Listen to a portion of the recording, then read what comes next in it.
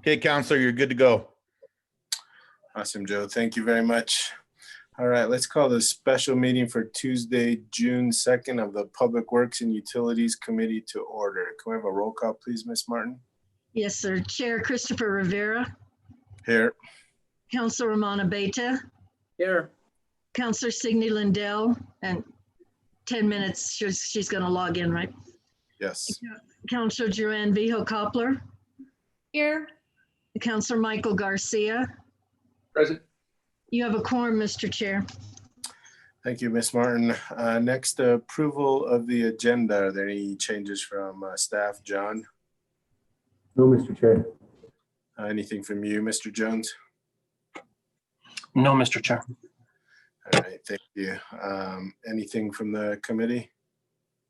Could I have a motion for approval of the agenda? Move to approve. Second. Motion for approval in a second. Could we have a roll call vote, please, Ms. Martin? Yes, sir. Chair Christopher Rivera, Yes. Councilor Romana Beta, Yes. Councilor Joanne Vijo Koppler, Yes. Councilor Michael Garcia. Yes. Motion passes.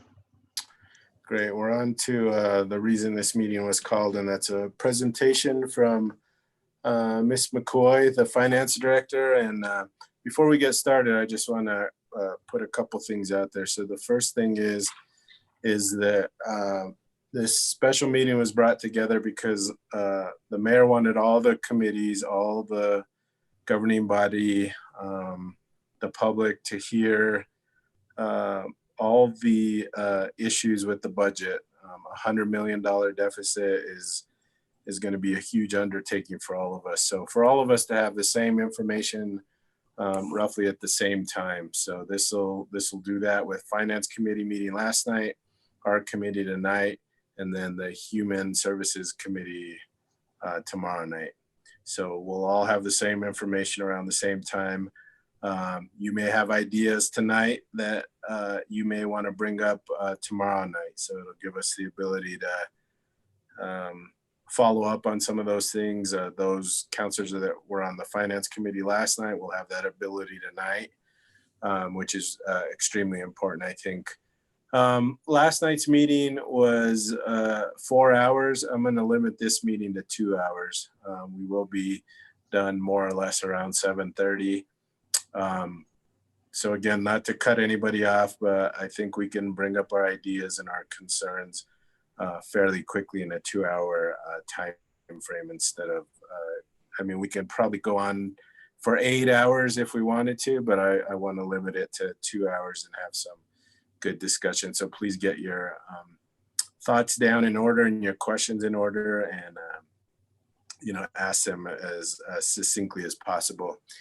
The other thing I want to do is just start out with both Mary and Jarrell. I think Jarrell's on, really giving us an idea of what recommendations. So again, these are recommendations. So anything's on the floor. If you have ideas that no one's thought of, you can bring those up.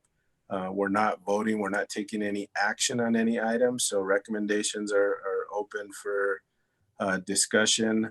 But there are certain things I think that Mary and Jarrell need to have recommendations or an idea of how they want to move forward in the immediate future. So we'll ask them for guidance on those, and then the rest can be just open discussion for us to have on the remainder of the budget. So Mary or Jarrell, why don't you start us off, and then Mary can take over from there. Thank you, Mr. Chair, members of the committee, and thank you for convening yourselves here tonight. We are, as the chairman mentioned, seeking your feedback, your comments, your suggestions. We are in unprecedented times. The order of operations, the order of the calendar of the way we're doing things is not the order that anybody would imagine that we would go to. And so tonight we're looking for a couple things. Mary's going to walk through a very realistic, sobering sort of lay of the land, and we're looking for feedback. We'll go into more detail, but we're looking for feedback in two broad areas. One, and I'm going to walk backwards a little bit, but one is sort of broad brush feedback around ways to approach the 21 budget. And the second being in this moment between now and when we have a 21 budget approved, areas again with which we need to focus. And so a lot of the conversation for in finance last night, part of where we're in a little bit of a chicken and egg situation. Well, which comes first, this one or that one? And so where you all have feedback, where we can be the beneficiaries of your expertise, that's what we're looking for here tonight. As the chairman mentioned, that tonight is not a vote, but the information we're gathering tonight will help inform what we bring forward to you for a vote. So with that, I'll turn it over to Mary to walk through some more specifics. Thank you, Mr. Chair. Thank you, Thank you, Gerald. Mr. Go ahead, Mary. Thank you, Mr. Chair, councilors.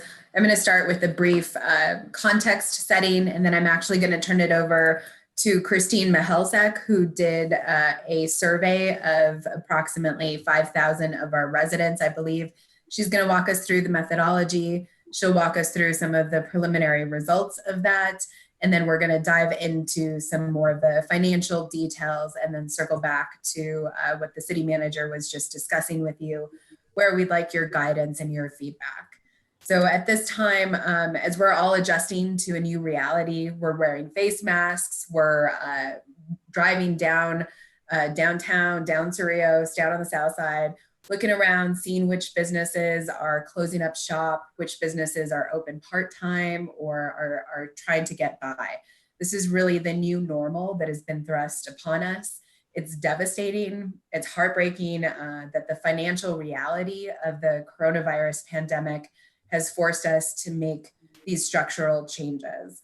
As we enter into this paradigm shift with our budget discussions ahead of us over the next 2 months, these are going to be tough decisions, but you have our commitment to treat people in our community, our employees, with fairness and respect, and to review these, as Jarrell mentioned, sobering facts with you, and to be patient and to answer any questions and listen to your feedback that you will be providing to us. In prior meetings, we've discussed the FY20 revenue decline as well as the FY20 revenue decline and this structural fiscal imbalance that we face. And tonight we'll dive a little bit more into that, reviewing the revenue assumptions and our initial revenue estimates for FY21.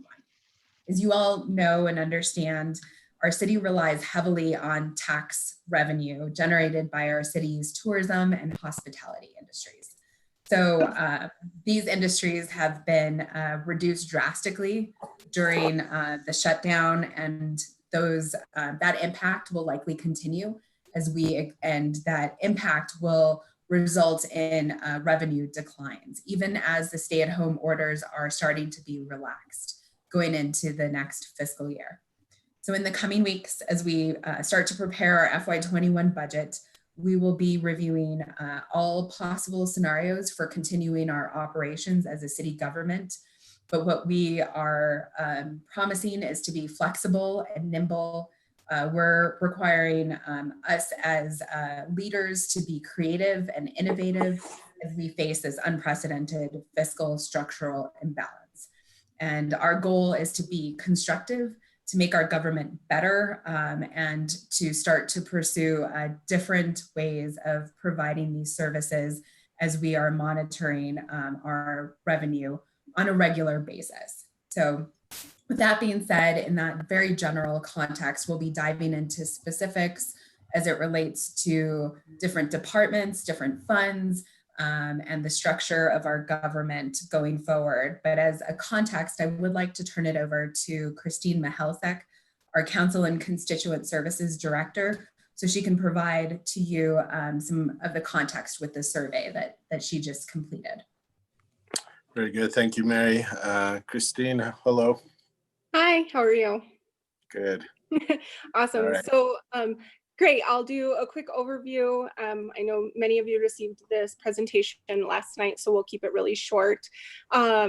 Jennifer Fabian, your council liaison, is also on. She's gonna do a quick overview of the dashboard, but just to get kind of a high level overview, we did complete a survey as the city of Santa Fe. It was the very first survey that we've done of this kind.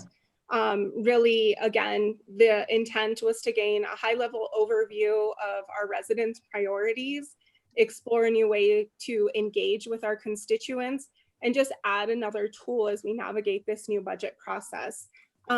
I do want to stress that this was not meant to be a decision-making document, but rather an opportunity to gain more data and more information. And that, we plan on continuing these types of surveys moving forward. As Mary mentioned, we had over 5,000 responses.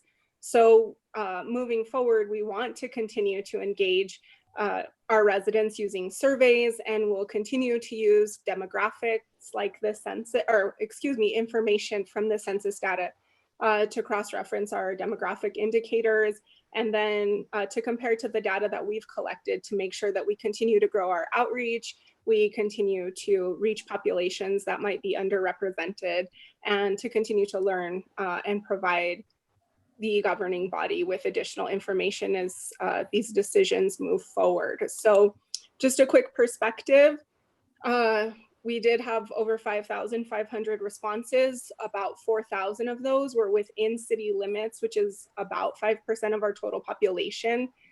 Just again, as a quick context setting, Sacramento, California has a population of just over 500,000. They did a similar survey. They had 95 responses.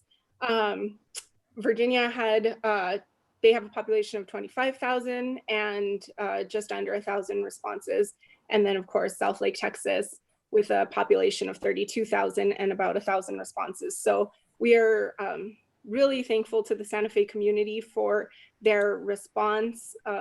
Many of you have seen the survey and are familiar with the survey questions.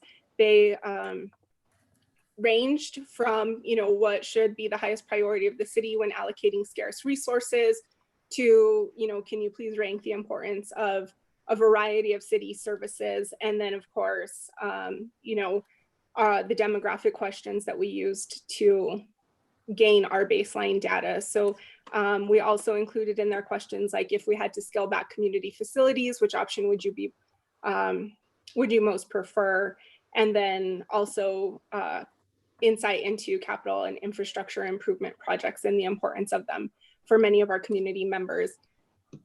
Moving forward, Jennifer did a cross comparison with census data so that it was kind of a benchmark for us, something that we wanted to see if our survey tracked with the responses that the census had received. And we were in some cases close to that, and in some areas, need to continue to improve. So again, Jennifer was able to do a side-by-side comparison. The census data is in blue, and then our survey is in the purplish color. Moving forward, the dashboard is available on our city website and was shared with everyone who received the request to fill out the survey. We also are posting the dashboard on our social media, and Jennifer is going to do a quick overview of the dashboard and the ability that's built in to kind of separate out different demographics and different questions and results. So Jen, I'll kick it over to you. Okay, let me make sure you can see the right thing. Okay. Can everyone see the dashboard now? Yes. Okay, great. So yeah, I just wanted to kind of point out how to use this information. I'm happy to go to any of the data that you would like to see, but I think what is more useful for our time, especially since we're going to condense this basically in half from last night, is just show you how to use the dashboard and how to get access to this data so that you, and as well as the public, can go in and kind of play with it. So basically what I've done is I put all of the responses to the survey here in this dashboard. So this is kind of just the intro page. And then as you use this down at the bottom, there's all of these tabs that relate to the different sections of the survey. So you can scroll through and kind of see at a high level, how people responded to this. So we'll just take general city maintenance as an example. So it kind of has all the different responses to the survey. And then I think the really cool part, and what I think is really important, is that we have the ability to parse out the information based on these demographic questions. So if you just wanted to look at, say, District 2, you can select just District 2 and the data will filter and change depending on what you select. So I think given that we had some misrepresented groups, so we didn't have our Hispanic and Latino populations, our younger populations were definitely underrepresented in this survey, but we don't want their voices to be lost. So I think it's important that we can select these different indicators and filter all of the results by that. So we can see exactly what Hispanic and Latino populations are saying. We can look at what different age groups are saying, as well as household size. So if you want to know what families are really think is a priority, you can go in and kind of select based on household size. So I think it's really a cool tool for decision makers like the council, as well as city leadership, as well as the public, to be able to come in and kind of parse out the interesting pieces of data that we have here. So if you have any questions, please let me know. I'm happy to kind of jump to any section if you're interested in seeing something now. So yeah. Anybody like to see anything parceled out on what Jennifer is showing us? Mr. Chair, Councilor Viejo Coppler. I don't know if it's appropriate to ask now, but I am curious about, well, there seems to be a big imbalance between District 1 and 2 and the rest of the districts, but more so when we get to Hispanic versus Anglo or white. And I'm wondering, with this survey, how much outreach did we do to reach the Hispanic population and District 3? So Councilor Chair and Councilwoman Vihil Coppler, we did a fair amount of outreach through our email distributions, our website, our social media, as well as reaching out to individual organizations. I do want to note that our Hispanic population, we still had about 1,000 responses, which is actually really great and represents about 30 to 33% of our data set. So obviously areas that we need to improve. We worked with some specific groups to get information out. We released the survey in Spanish as well. But again, this is the very first time that the city's ever done this type of survey. And we really are looking forward to moving and getting better interaction and better engagement in general. So utilizing, the counselor email distribution list is one way that we used outreach, groups, specific email distributions, and then of course our social media. So that's where you got the email from the council distribution, those who sign up for the newsletters? We have a database that we keep on constant contact with a variety of emails that constituents have asked to sign up to receive information on, yes.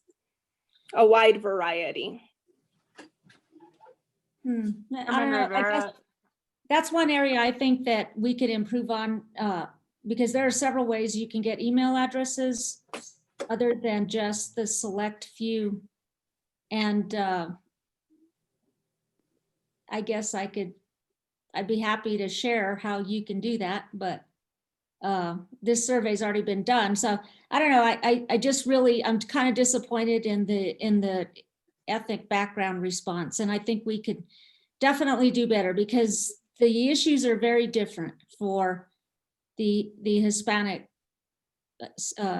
sector of our population, as they're different in District 3. I don't know if Councilors Rivera or Abeyta would agree with me, but I know in the data that I use and have, I know that District 3 is comprised of a lot of our Hispanic culture, and so I know that the issues can be very different.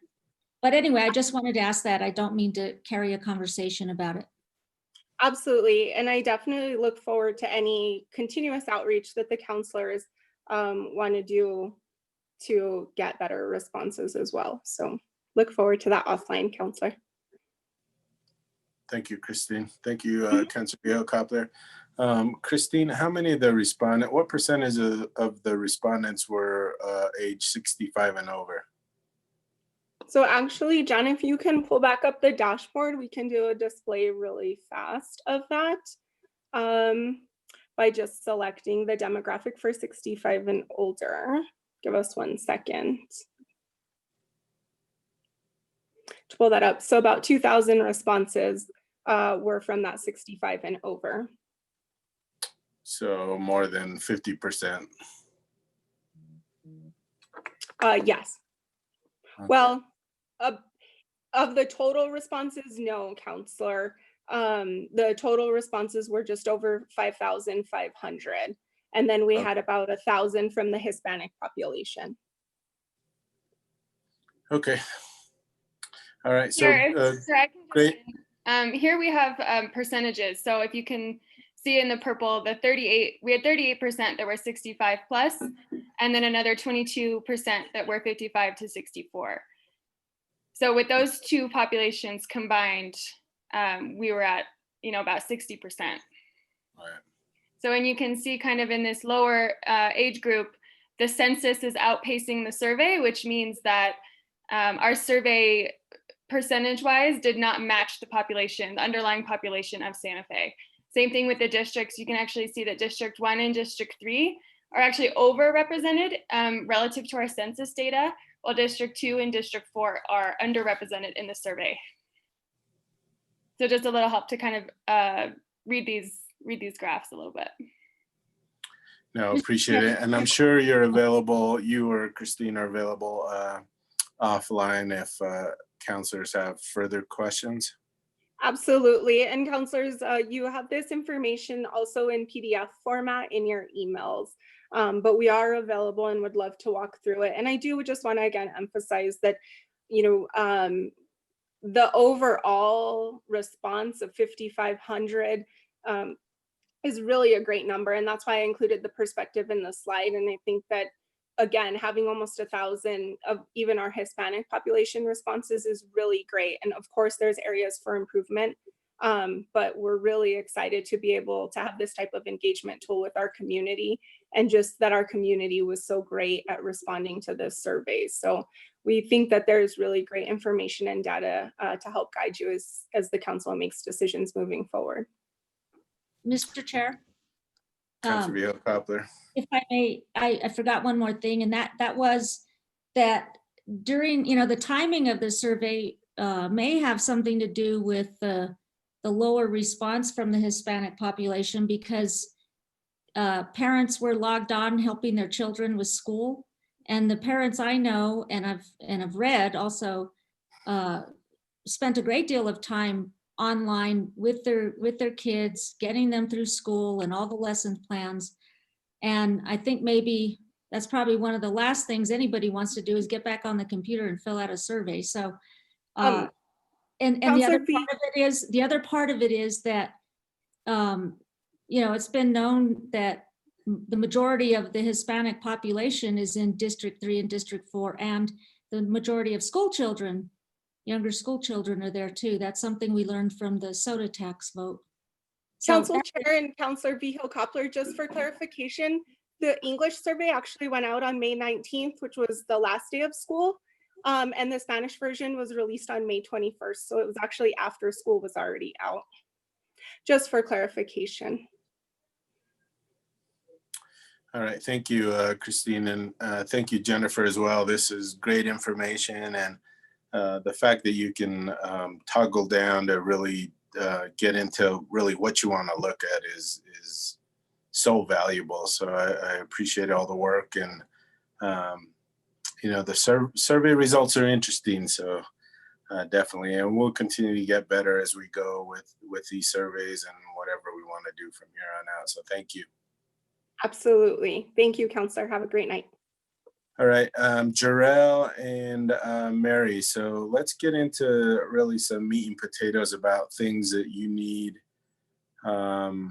recommendations on in the immediate future. So what are some things that we're looking at doing here in the next week, 2, 3 weeks within the next month that we really need to start thinking about.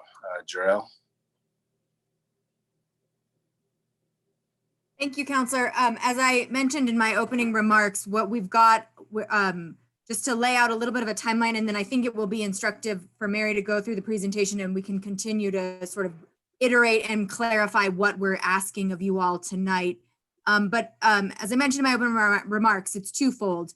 One, we have a moment in time between essentially July now and the when a budget is approved, a 21 budget is approved, and what that, so we have a series of questions, a series of decisions that need to be made in this moment in between when we have a 21 budget. So the two questions on the table for tonight are, how do we want to handle this sort of bridge moment?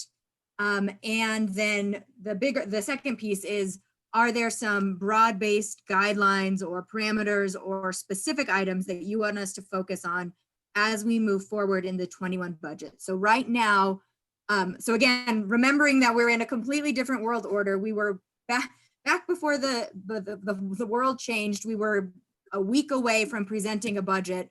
The department directors had gone through the whole process and everything was almost baked. Well, now we've had to completely completely pivot, reshape. So department directors are going through the exercise right now of reviewing. They've been asked to make, in some cases, up to 42% cuts of their budget. So they are working through that, what that looks like. And so while that's being produced and turned into what's going to ultimately come into budget hearings through you all, we are also looking at a series of steps that we may want to take ahead of the budget, the 21 budget hearing. So it will become a little more clear as we walk through this. I do want to acknowledge that it is muddy, it's murky. We are walking through this every step of the way together. The other piece that factors into all of this, of course, as you all know, is the notification timeframes for our union agreements. And so given that 70% of the general fund is personnel, is salary and benefits, the notifications to unions add a 28-day window onto everything. So when I'm referring to this bridge, our current furloughs go through the end of June. And then, so we've got July, and then we've essentially got August because we've got this 28-day window. So let me stop there. I think Mary will pick it up, and then we can continue to make it more clear as we go forward. Thank you, Jarrell. Mary? Thank you, Mr. Chairman, councilors. Tonight we have with us our Planning and Investment Officer, Bradley Flitch. He's gonna share the presentation with you. We also have our City Attorney, Aaron McSherry, as well as our HR Director, Bernadette Salazar, here on the call. So as we flip to the next slide, we wanted to show you the outline, which I think Jarrell covered. We're gonna be reviewing our FY21 revenue estimates, asking for your feedback on a few options for FY21, and then going into some of our future FY21 budget decisions and highlighting that for you. So on the next slide, we have our first, what our approach is. We're rethinking how we do revenue forecasting. And I want to spend some time on this because this is very important. How the next 12 months rolls out, none of us have a crystal ball to be able to understand that. So we wanted to share what our approach was in developing our revenue forecast that we've shared with you, how we came to the $100 million revenue decline. We looked at when different sectors of the economy may reopen, how they may reopen, and at what capacity they may reopen. So no amount of data from historical trends are going to tell us during this period of the public health emergency and the global pandemic what the duration of the crisis is or the depth of the crisis. So we're really using these three different factors to guide us through our revenue forecasting. Very important to underline here that we're going to continue to monitor our cash receipts on a monthly basis and then amend the forecast as this data becomes available. And we will continue to monitor, of course, if there is a second wave and we start to go into another stay-at-home order like we all lived through in March and April and part of May. On the next slide, we have a little bit more detail going into what our timeline looks like. We submitted yesterday our placeholder budget for to DFA. On July 31st is our next deadline for DFA as our oversight agency. And this is when we will submit an FY21 balanced budget. And this is our commitment to you. As we go forward, there's such high level of uncertainty going into this, but on a quarterly basis, as we normally present a quarterly financial update, this time we're gonna bring updated revenue estimates. And this time, what I'm asking you to imagine is an accordion. As the economy expands or contracts, as an accordion does, we're going to be able to add additional priorities into our expenditures, or we're going to have to shrink. If we go through a second wave and it's a much longer duration, much greater magnitude, then we might have to shrink a little bit more. But if the economy, there's a vaccine in the next 12 months and the economy really starts to open up, we'll be able to start to expand some of the expenditures that we're cutting back on. So these are the 3 different dates that you can expect us to be bringing you some budget adjustments in the next year. On the next slide is really your first look at the in-depth local economy stats that have been updated. Hotel occupancy down 15.1%, down from 63.8% in April. Passenger traffic at the airport has drastically declined from February to April. Unemployment claims, close to 14,000, are record setting. That leaves our unemployment rate between 15 and 20%, and extremely, of course, concerning as we're seeing businesses in our neighborhoods that are closing permanently, not just through the stay-at-home orders. So really want you to keep in mind these economic data points as we're going forward. Slide 6, the next slide, starts to talk about our revenue assumptions. I think I've described this to many of you as a Nike swoosh. We had a very steep, precipitous decline back in March and April. And then the second part of the Nike swoosh, it'll either be a very quick economic recovery, or more realistically can be an extended economic recovery.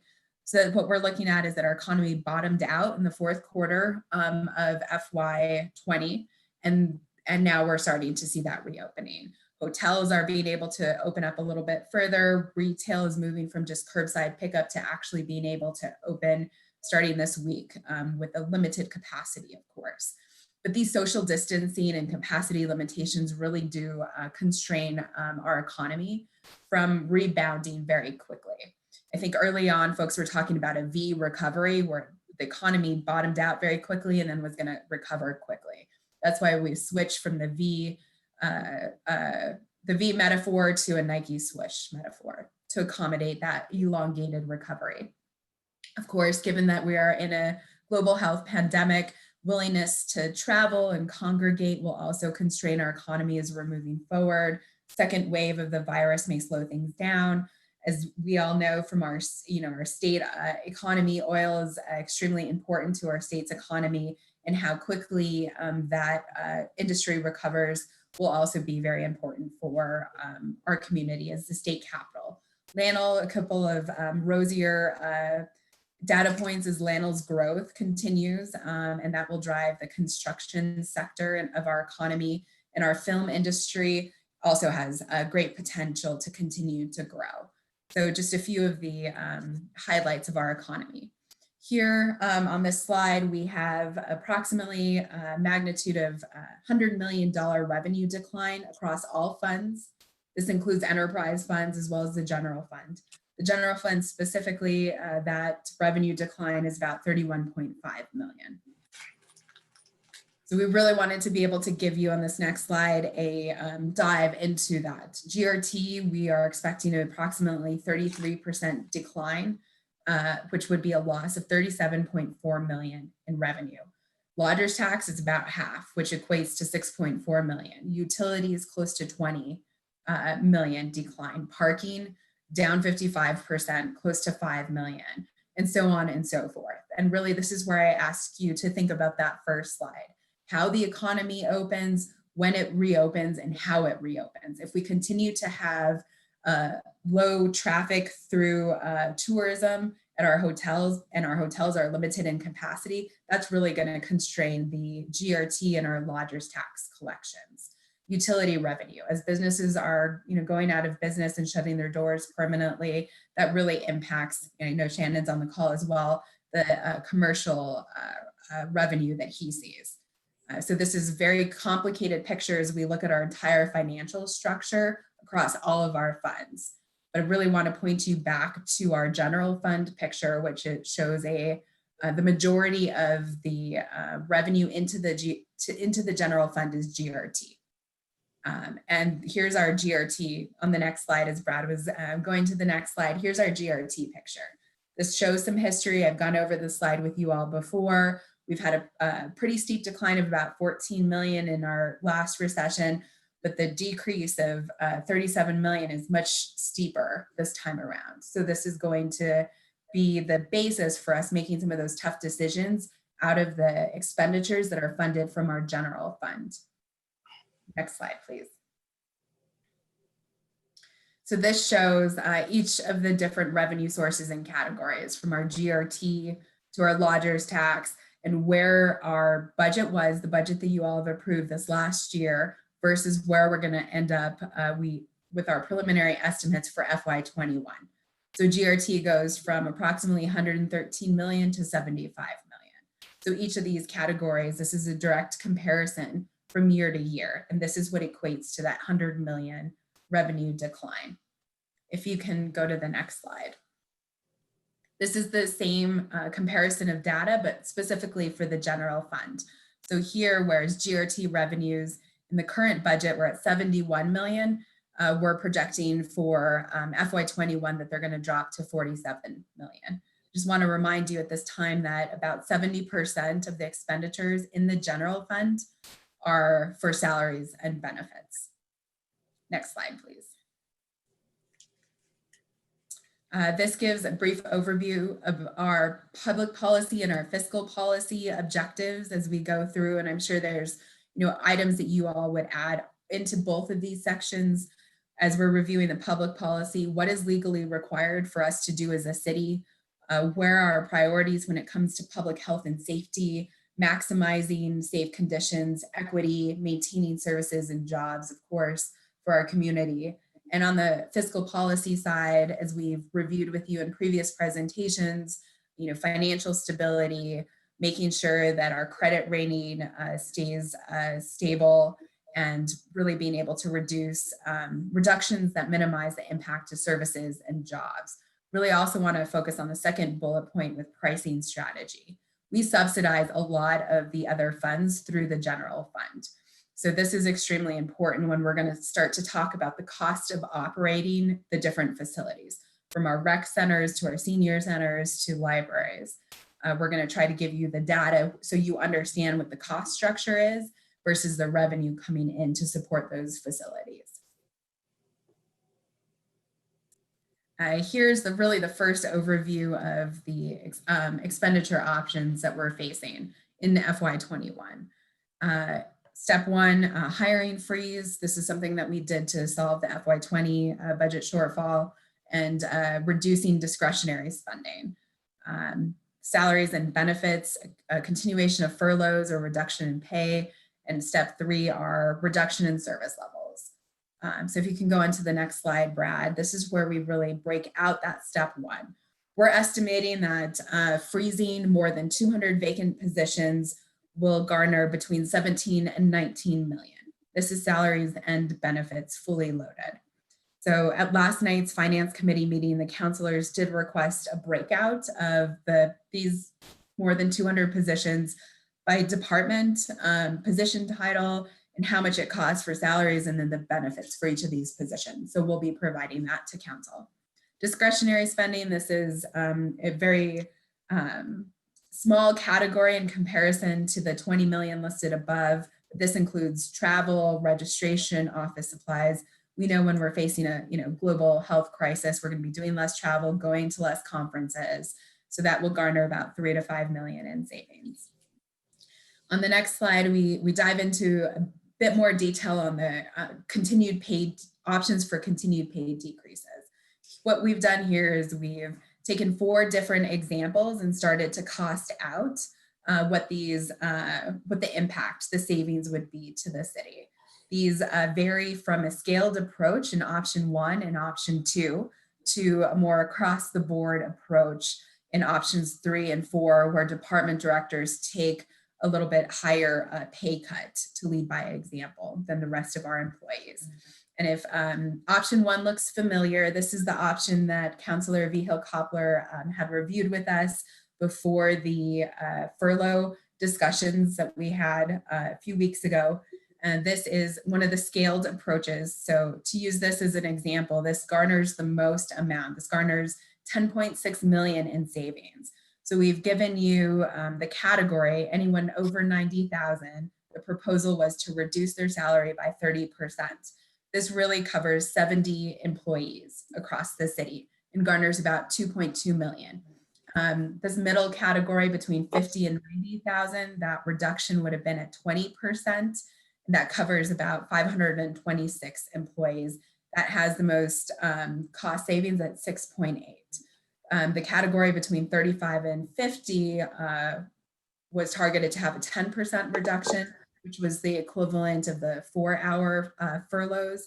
That's about 380 employees at 1.6 million. And in this scenario, this scaled scenario, anyone 35,000 and under had no pay decrease. And that's about the equivalent of 372 employees. So that just gives you an outline of the data that has been provided for each of these different options. Next slide, please.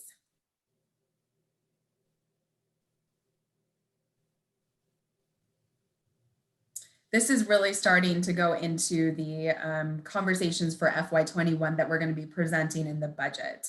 These are just a handful of different policy areas, from business development to streets, parks, and weed maintenance to transportation, where if we're facing 100 million revenue shortfall, we can expect some reduction in services in these areas. And something that, as Jarrell mentioned earlier, our department directors are currently reviewing in each of their own departments, and will be bringing forward as part of our budget options for FY21.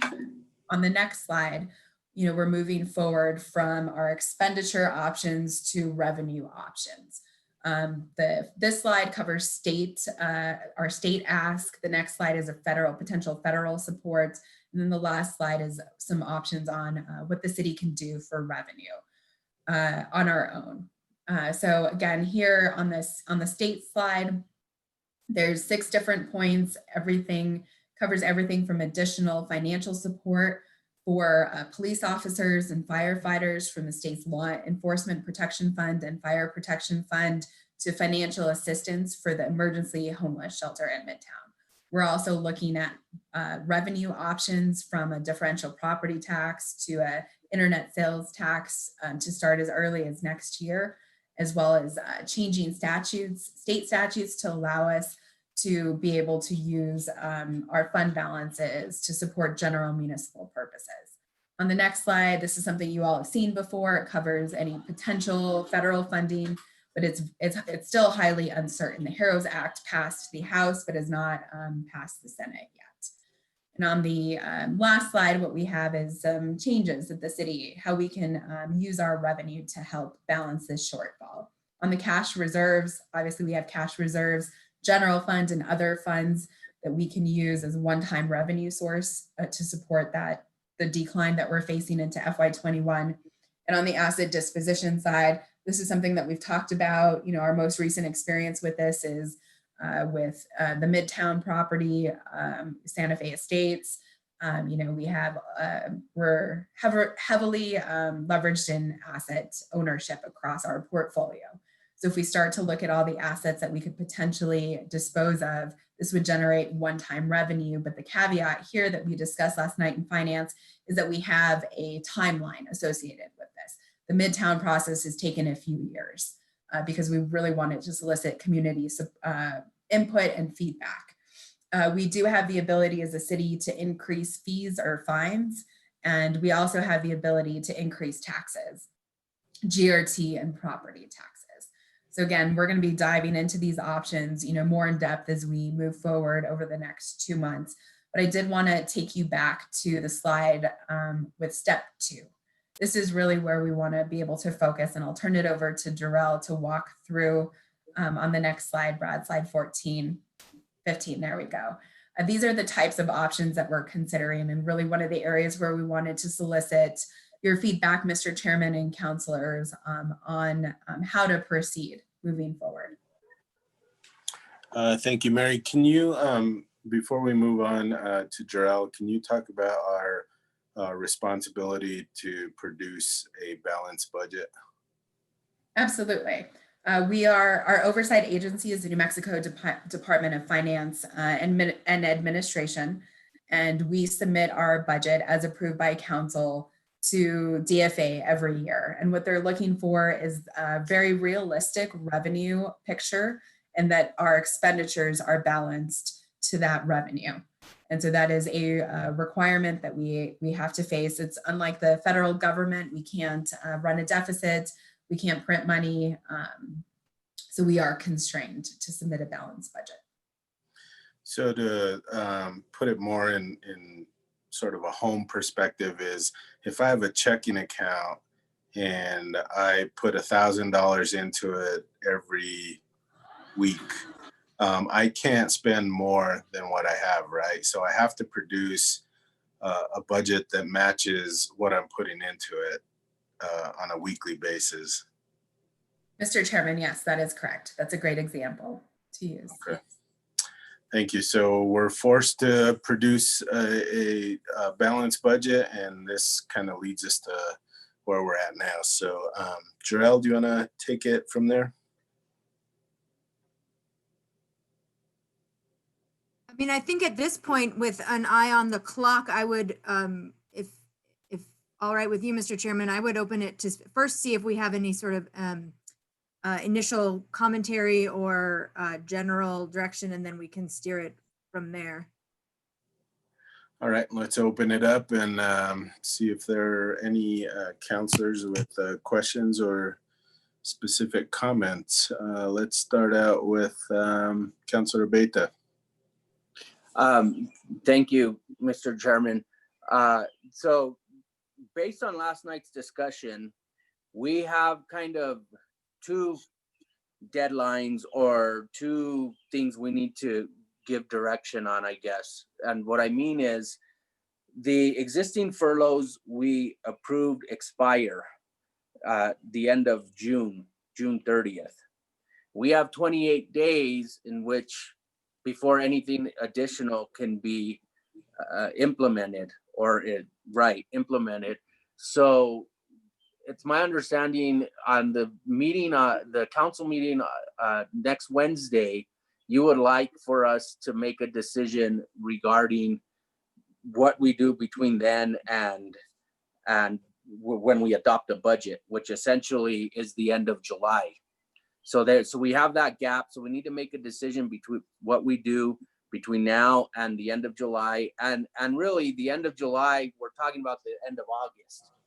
And what I mean is, because when we adopt a budget at the end of July, if that has further reductions, such as furloughs or pay cuts, there's another 28-day notice that needs to be given.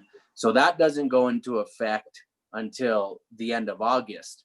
So I guess, am I right? We got to decide something that'll last between now and the end of August. And then between now and then, we approve the budget for next year, which goes into effect essentially when it comes to personnel. Those changes go into effect September 1st. Is that right, Mary or Jarrell? Mr. Chairman, Counselor Beta, that's correct. Okay. Mr. Chair, point of clarification. Counselor Garcia. So when a couple weeks back, when we voted on the furloughs, we gave 14-day notice because we used an exception that it was an emergency. So I think to say we have 28 days when we've already set precedent with using 14 days is not true. Ms. McSherry, can you clarify what we did last time? Councilor Rivera, how is my audio tonight? Yeah, it's good. I can hear you. Okay, great. I'll put the mic on if I need to. We cited to an emergency clause in the union agreement. We are currently litigating a prohibited practice complaint from the union partially for that use. So we would like to avoid that. We want to provide employees as much notice as possible. And it is harder for the city to argue emergency as we get further into the fiscal situation. The initial decisions we made came on really rapidly, as everyone here knows. The world was changing very quickly. We're now entering a period where we're still in an emergency, but we know it exists, and we've known it existed for the last month or so, at least. Very good. Thank you. Counselor Beta, you still have the floor. Okay, thank you, Mr. Chairman. And so since I already had the presentation and I made a lot of my comments last night, I'll keep my comments brief tonight. Regarding these options, I like the concept in option 1, but I like it more for something that is longer term and permanent. So after September, when we've actually had a chance to take a look at each department's budgets and go through their budgets and see what they were proposing as far as cuts, because maybe we don't need to come up with 10.6 million, maybe it's less, or maybe it's even more. And then staying with option 1, my only concern is when you look at the 30 to 20% breakdown, if you actually take an actual salary, let's say 90,000, take away 30%, you take it down to somewhere in the 60s, like 63,000, 64,000. But if you do the same thing with someone making 89 and you only take 20, they land up at 70,000. So you create not just compaction, but this inversion. And I think we can tease this out more as we have more time. Maybe it's more appropriate to do 30 and then 25% and then 20 and then and on down. But you do just a first look at the 30 to 20 split, you could potentially affect up to 100 employees that are within that range where there's going to be an overlap because of the change between a 30% and 20%. I like the fact that employees making less than 35,000 won't be affected at all. But again, I'll just conclude by saying I think this is something that we ought to pursue as part of the bigger budget discussion for FY21. And what I had advocated for and continue to is that we just extend what we've already done as far as the furloughs. So I think employees are getting used to it. I don't think we're in a situation financially where we can do something less between now and then. But hey, what we'll do is buy us more time, and then maybe moving forward, again, with the larger picture, then we can really dig into something like option 1. Thank you, Mr. Chairman. Thank you, Counselor. Counselor Vihel-Coppler, you have your hand up.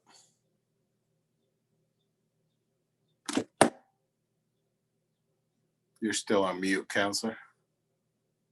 Okay, thank you.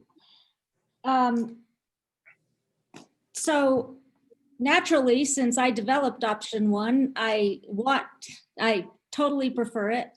I agree with Councilor Abeta. We can tweak these numbers, but the whole concept is that the higher earners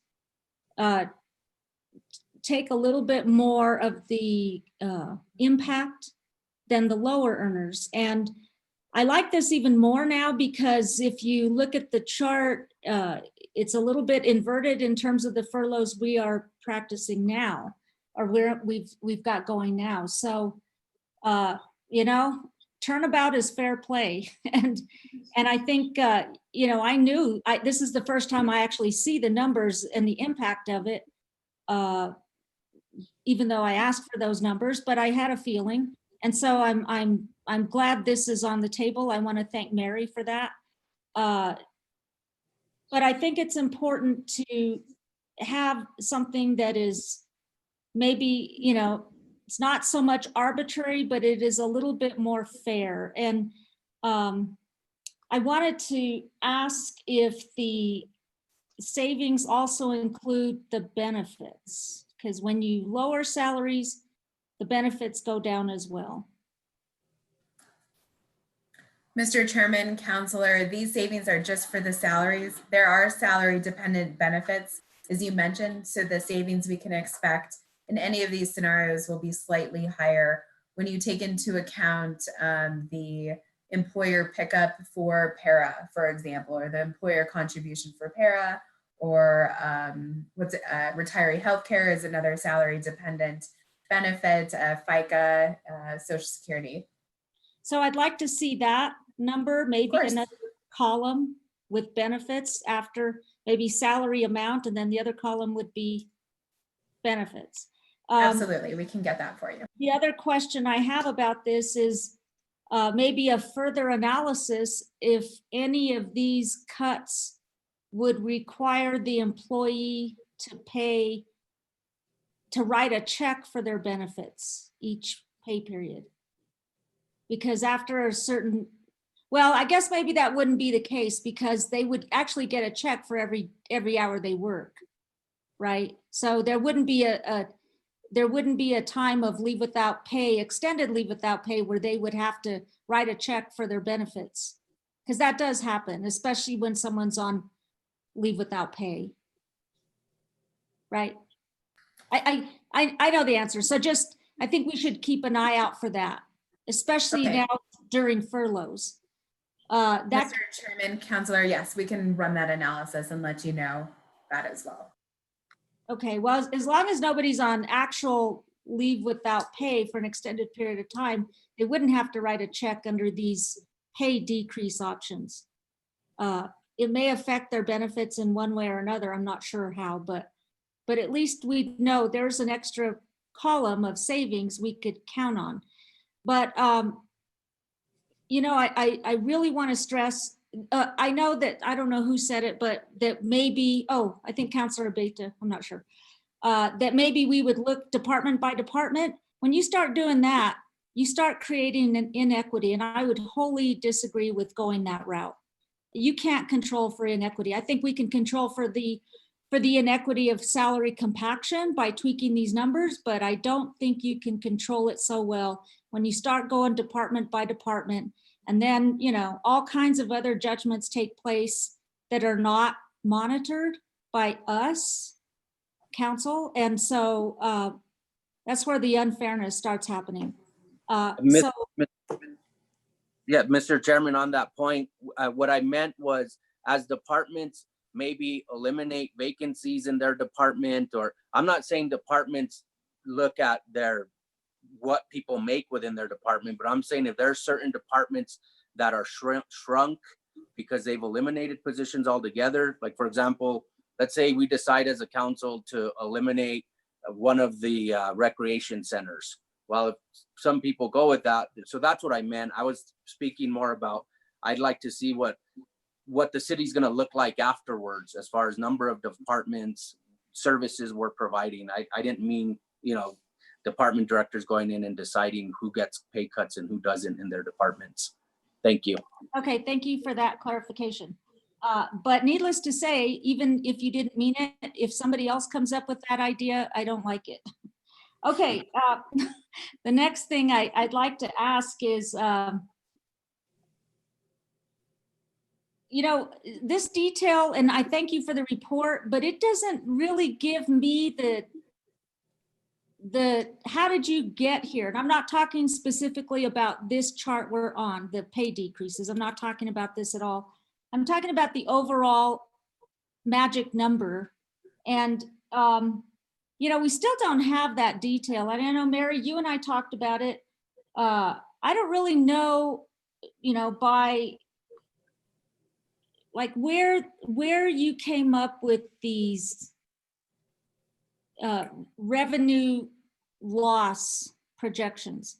So Councillor Vihel-Coppler, can we sort of stay on this option? So I've heard from Councillor Beta that he likes option one. You helped create option one, which seems to be like a great option. Let's hear from the other councillors on these options, and then we'll move on from there. I'll yield the floor, but I do have other questions overall, but thank you. Yes, definitely. Thank you. Councillor Garcia, do you want to weigh in on these options? Thank you, Mr. Chair.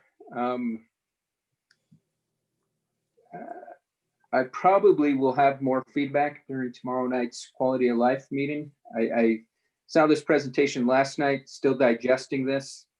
I as well have the concerns that have been brought up, you know, in particular of the inequity of, you know, if somebody's making at a certain threshold, they're going to see more of a pay cut than somebody making maybe $2,000 less than them. So looking at the numbers, how we might be able to adjust that definitely would help.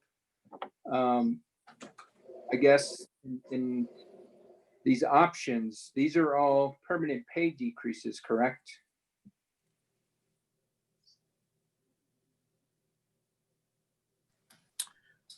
Councillor, Chairman. go ahead, Mary. And I think Ms. McSherry might have some insight on this as well. Do these pay decreases, are they permanent or can they be temporary? Thank you, Mr. Chair. Councilor Garcia, I think the way they're estimated here is an annualized savings. We can certainly limit it to it. Hold on, Ms. McSherry, your volume when you went away just turned really awful.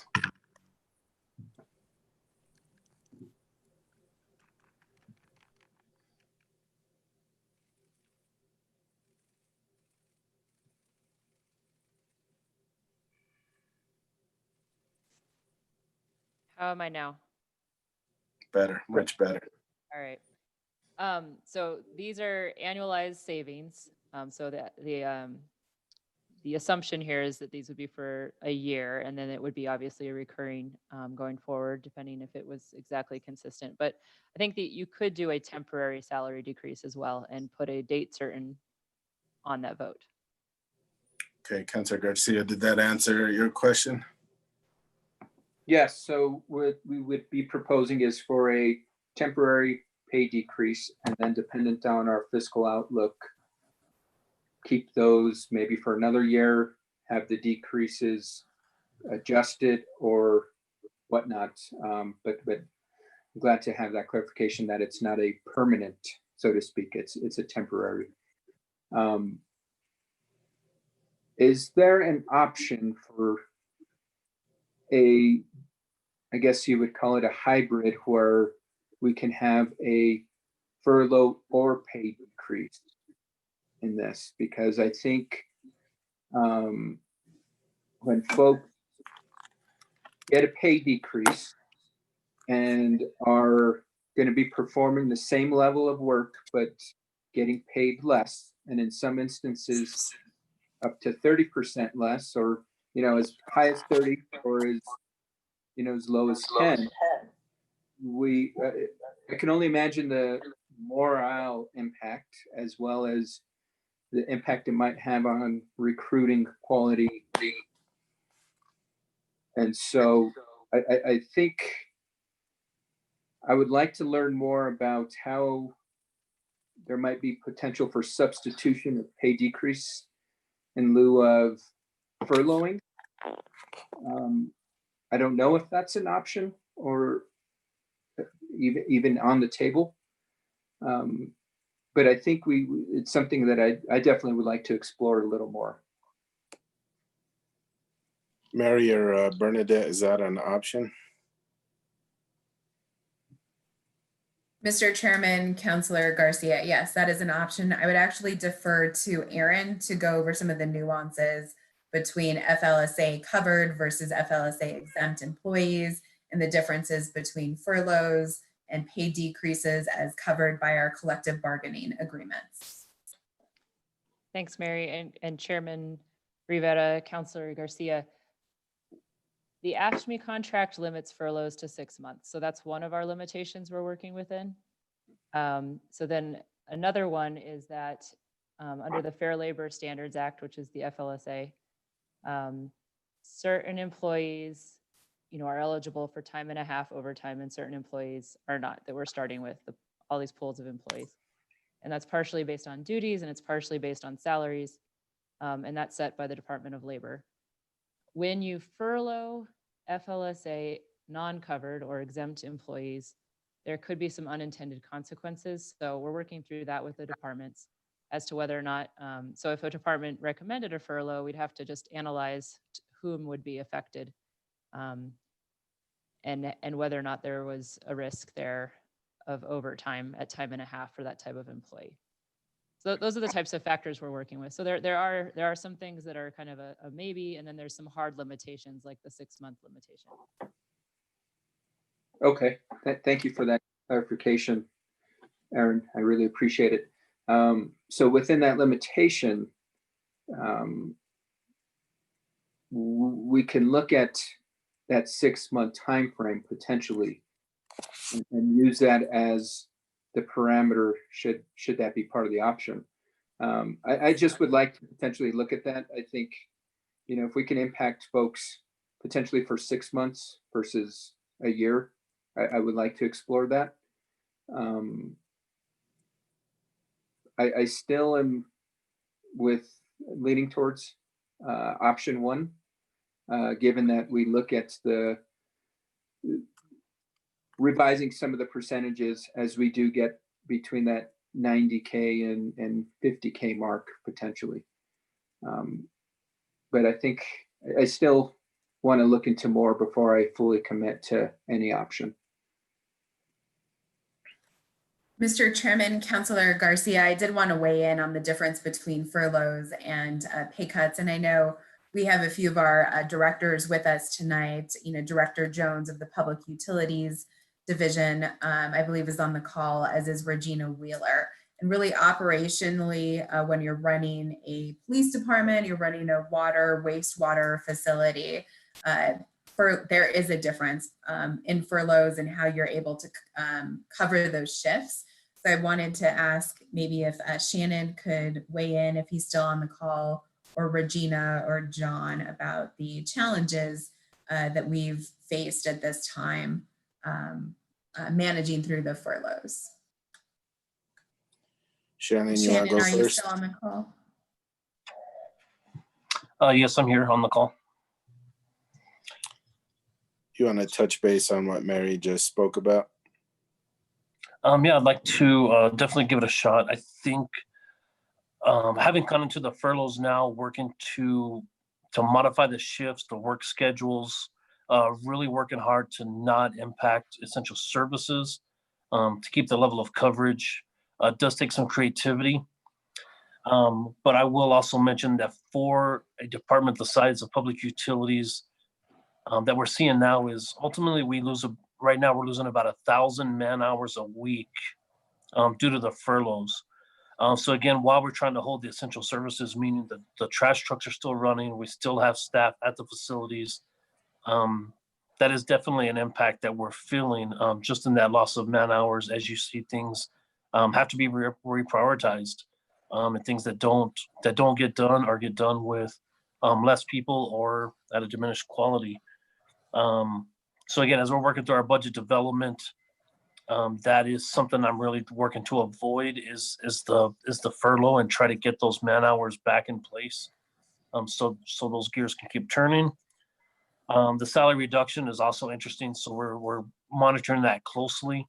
I don't think that there's many departments in the city that would make a bold statement that that many of our positions were budgeted or salaried at a position where anything can be given and still allow us to be competitive.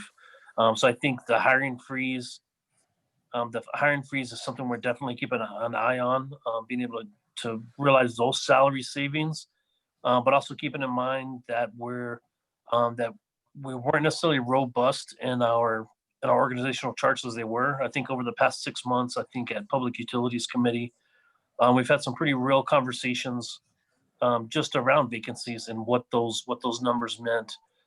So finding that balance between being able to meet a minimum level of service, what is the appropriate resources available, and at the end of the day, what services can be afforded to have.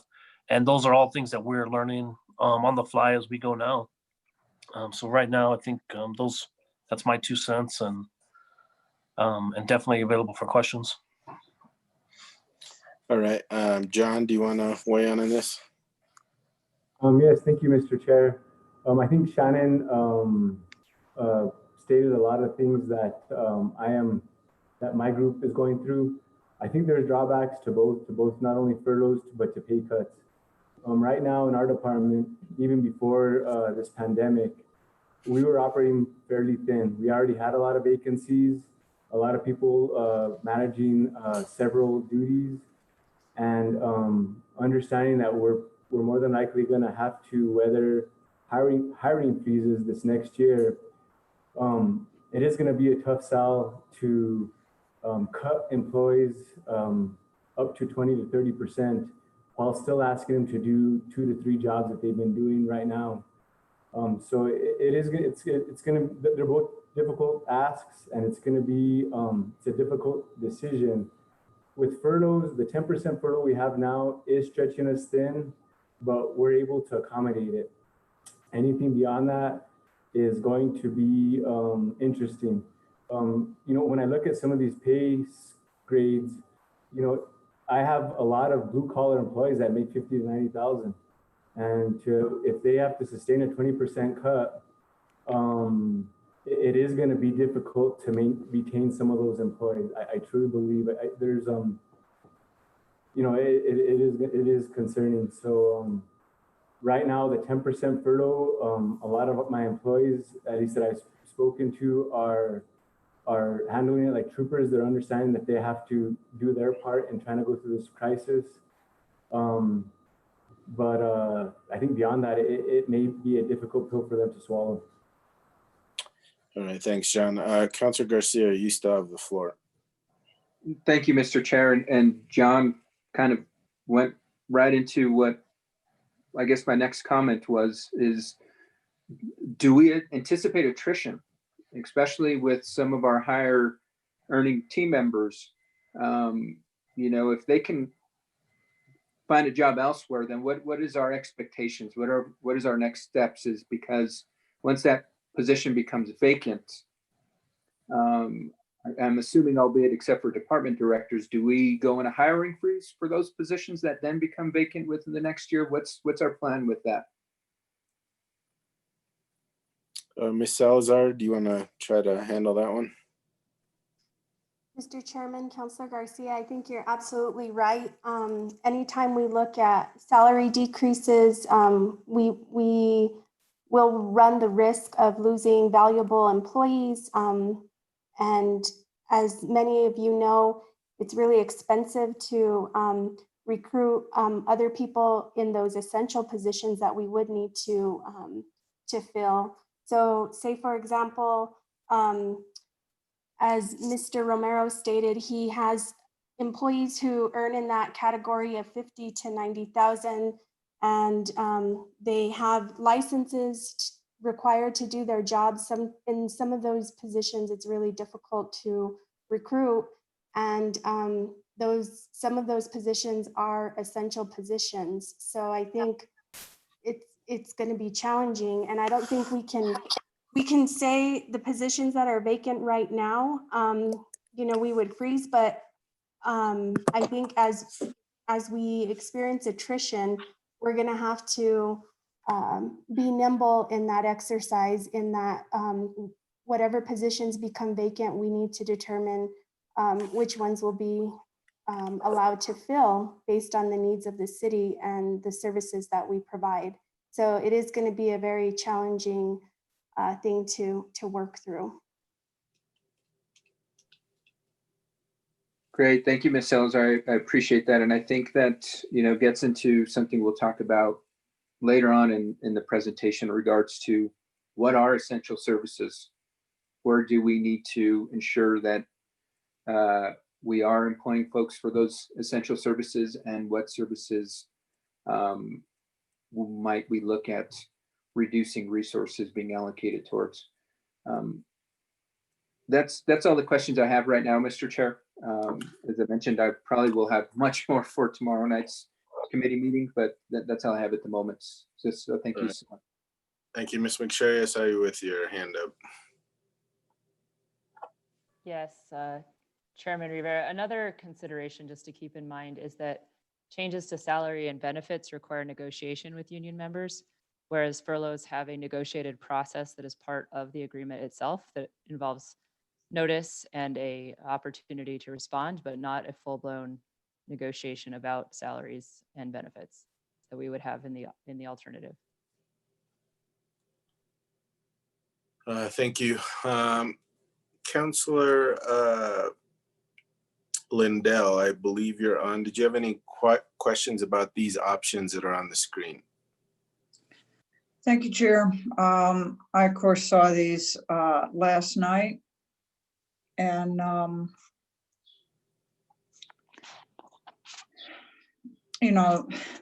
trying to find the balancing act in this is so hard. We range on this from 5.9 to 10.6. Yeah, we need 10.6 for sure. But a 30% pay cut is a pretty sizable pay cut.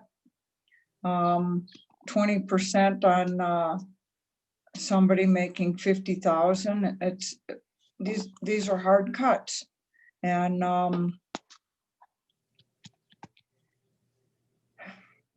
they won't. We'll need more conversation on them. I know that time is not our friend on this. That's for sure. We need to make these decisions sooner rather than later. Any of these are a consideration. Option 4 looks like a consideration also to me. I don't have one. I don't like any of them. Nobody does. They're all horrid. But we're going to have to pick the one that gets us where we need to be, and trying to keep in mind fairness to employees, fairness to the taxpayers, and also keeping in mind that this isn't forever. And we do need to, I think, be a little careful to preserve our future. This won't go on forever. It's astoundingly painful right now, but we cannot deteriorate the foundation of our future with what we're experiencing short term. So I see us as being in a real triage phase right now, but it's not forever. And then we move into a rebuilding phase, and we have to have enough left to not sabotage that rebuilding phase. So those are the kinds of things that I'm thinking about right now, and what we do, how it affects us 8 months from now, a year from now, a year and a half from now, because we do have a future. We have a positive future, but we're in a pretty rough place right now. So those are my thoughts for right now, Chair. Thank you. Thank you, Councillor Liddell. Councillor Vihil-Coppler. Thank you. I just wanted to make a couple more points on the pay decrease that we have before us. I agree with Councillor Lindell that this is not forever, and I think hopefully employees will trust that that's the case. And as such, that's why I agree with Councilor Garcia and others that this should be a temporary fix. It may last longer than we'd like, but it would be a temporary fix where we come back and restore the salaries when we have the money in our coffers to do so. But I also wanted to make another point, and that is when we had discussion about recruitment and such. I've learned in my career, and I've been around everywhere, no one is indispensable. And when we start thinking that way, we as an organization can get stuck. And I think we need to remember that. It is very true. No one is indispensable. Now, can this be an opportunity in our management toolbox? And I think it can. If we have difficulty recruiting, at the professional level or department director level or whatever higher level we have, then we've missed an opportunity in succession planning. We've missed an opportunity to promote from within. We've missed an opportunity for cross-training. These are all of the kinds of management things that should be going on. And that way, you don't have to spend thousands of dollars to recruit. You have people in your organization that are ready to step up. And that's what keeps an organization healthy. It helps morale. It helps everything all the way around, especially when we're like now on furloughs and somebody's gone. Oops, what do we do now? So this is also an opportunity to grow in our management behaviors. And so I would recommend that, we start looking at the future to develop our people from within. And so, that goes back to my point that we shouldn't be afraid that the organization is going to get totally stuck because we don't have a department director to fill in. I mean, ask the employees underneath those departments. Are they ready to step up? They probably know more than the department directors in many cases. So I'm not afraid of that. And I don't think this council should be either. That's all. Thank you. Thank you, Councilor Villarreal. Thank you, Mr. Chair, allowing me to speak. I'm not going to go into some of the things that we are struggling with last night. We can bring them up for the next committee meeting for tomorrow as it relates to what facilities and services will change because of the COVID pandemic still continuing and how that looks with staff. So we were talking about what comes first, what do we look at first? But what I wanted to say and ask staff to look at, just to throw out an option, just because I want to understand what it looks like. These options aren't great, none of them, but I guess I was wondering if someone could run the numbers for me to look at employees that make 100,000 and above, and looking at a 25% pay decrease, and then looking at 80 to 99K at a 20%, and then go from 60 to 79,000 at a 15% pay decrease, and then 35 to 59,000 at a 10%. And then the 35 below would stay at 0. I just want to see what that looks like. Again, I don't like looking at numbers like this because these are actual people, and this isn't showing us who's affected by these pay decreases, but I just want to understand the nuances of these percentages. If you could give me that scenario breakdown and the amount that would come up to for tomorrow's meeting. Thank you. Thank you, Councilor Villarreal. On that point, Chair, Councilor Lindell. could that be shared with all of us, please? Mr. Chairman, councilors, yes, that is possible. All right, thank you, Mary. So there is no scenario that doesn't involve some kind of pay decrease, whether it's furlough or a pay decrease. Is that correct? Mr. Chair, councilors, yes, that is correct. In order to be able to balance 100 million revenue deficit, or tens of millions in a revenue shortfall, we are looking at all possible options. Step one, which we outlined in the slide 14, covers discretionary spending cuts as well as a hiring freeze. This is step two, right? A second layer to the cake, as Jarrell mentioned yesterday. And step three really goes further than that. That's what the department directors are looking at now.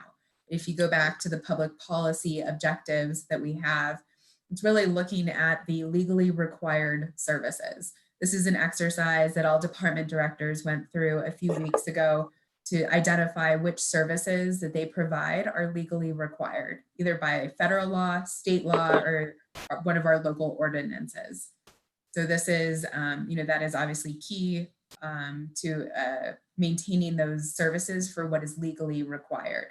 Secondly, it's public health and safety, right? And so looking at the slide that goes over levels of service, this is what our department directors will be bringing forward to propose different levels of service, whether it's in, street maintenance, as it pertains to public works operations, parks and rec, operating rec centers or maintenance at parks, even within my own department, the ability to provide internal services, to provide services from procurement for the entire city to support for payroll as well.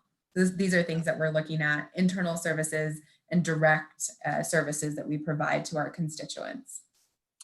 Okay, so what I've heard tonight regarding step two is that most of the committee preferred, no one likes any of the options, but of the options there, option one seemed to be the one that most of the committee members preferred. I'd like to thank Councilor Vigil-Koppler for working with you and Ms. Salazar to come up with this. I think it's a good start to where I think most of the councilors would like to go. And I think Councilor Villarreal brought up some different variations. I think it needs to be tweaked, but it looks like option one is the one that we all prefer. So what I want to do now is, so you have that direction. Option one is kind of where we're going with some tweaks to it.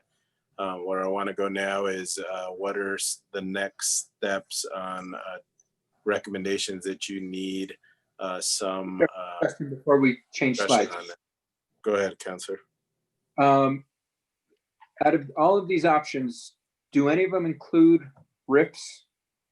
Because I don't see that part of this, and I just want to make sure that RIFs are not part of these plans. Mr. Chairman, Councilor Garcia, at this time, what you're looking at on slide 2 is all filled positions.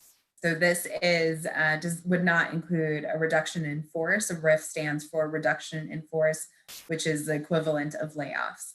When we start to look at reduction in services, that would, which is I think the next slide that we, what we covered on the next slide, that would cover reduction in service, may also include a reduction in force. So with that being said, these numbers would change given that there is a potential for a reduction in force. So even though we have these numbers in front of us, those numbers aren't concrete. Mr. Chairman, Councilor Garcia, yes, that is correct. These are 4 different options, 4 different scenarios that we put together to provide some guidance and insight about the pros and cons. Each one of these has pros and cons. As many of you have mentioned, none of these are desirable outcomes for our workforce, but we needed to be able to start to put pen to paper and cost these out. And we've also heard your feedback that this is just limited to salary savings at this point. This does not include any of the savings from the associated salary dependent benefits. So that would, factor into these numbers would be a little bit higher if we did that. But to your point, if we did move towards a reduction in force, that these numbers, we would no longer be looking at a workforce of under 1,400. We'd be looking at a smaller workforce. And I don't think, Councilor, I don't think anything's in concrete right now. I think everything's subject to change based on things that come up in the next month, quarter, half year, things are going to change. Right. And right. so, Mr. Chair, on that point, Mr. Chairman. Go ahead, Councilor Beta. But so on that point, so what we're talking about is, like I said, option one further down the line after August, not between now and August. Is that the direction we're giving? I think these step two, these options are probably for the next fiscal year. Is that correct, Ms. McCoy? Mr. Chairman, yes, that is correct. These are options. Any one of these or an alternative, as Councilor Villarreal had pointed out, or had requested, are options that we can look at for the majority of FY21. If we do a bridge measure between now and the end of August, that would include 2 months of a different salary plan for FY21. Thank you, Councilor Garcia. And I apologize, maybe using concrete was the wrong word. But I definitely think we need to factor in the potential of a reduction in force in these amounts, given that it's going to present it to us, and those are options. And that's an option I don't want to see. Yeah, I think that'll be a different discussion, probably at a different time. Right. Okay. But I just wanted to clarify that these numbers did not include a reduction in force. So thank you. Sorry, Mr. Chair. No worries. Thank you, Ms. McSherry.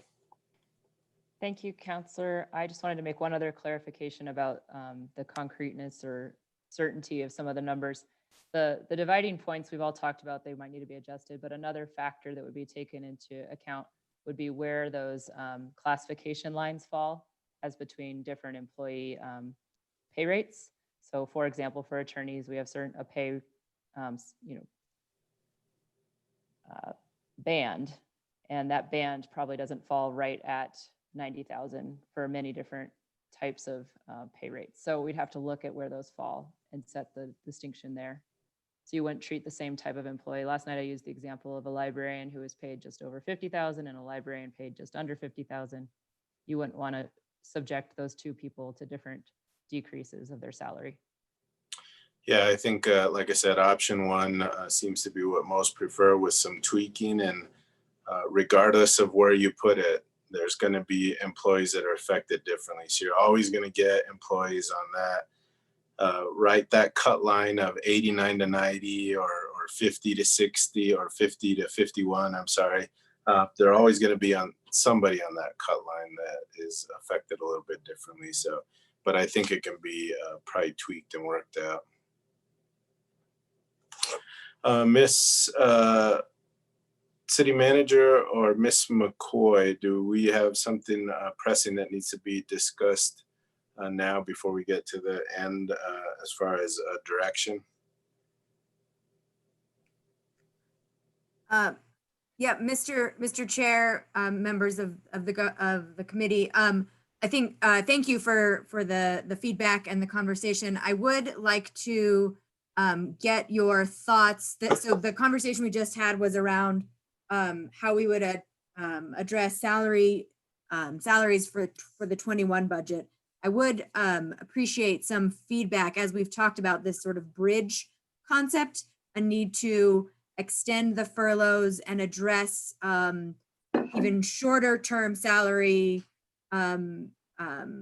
cuts or approaches if folks have strong feelings one way or another. And again, just to put the calendar on it, today is June 2nd. The furloughs that we have currently in place expire June 30th. We'll have budget hearings the end of July with an approved budget the end of July, and then another 28-day notice. So we're talking about essentially a 2-month bridge for the months of July and August, but we start that process now. And I would just be curious if folks have strong or not strong opinions on what you'd like to see. And again, we're we feel like we need to front load some decisions now ahead of the budget. And it's like layering a cake, right? We can make some of these decisions. Mary, and on slide, I think it was 13, the hiring freeze, making some of these decisions to sort of take this big chunk, this $100 million chunk, start to make it a little smaller and a little bit more malleable, and work our way down there. So I would just seek feedback in that category. Well, I'm not sure if anyone would disagree on a hiring freeze. I think that seems to be like a no-brainer there. But if there are counselors that disagree with the hiring freeze, there's going to be some variations and some positions that absolutely need to be filled if somebody leaves. But for the most part, to have a hiring freeze seems like a pretty smart step to me. But if there are counselors that disagree, please chime in now. All right, I don't see anybody, so you have direction on that. The other thing is extending the furloughs was the other thing that I heard. So you would be, or you're asking to extend the current furlough until the end of August, when the new budget would kick in. Okay, that one may have a little more discussion on it. So anybody want to chime in or start the discussion on continuing the furloughs for another 2 months?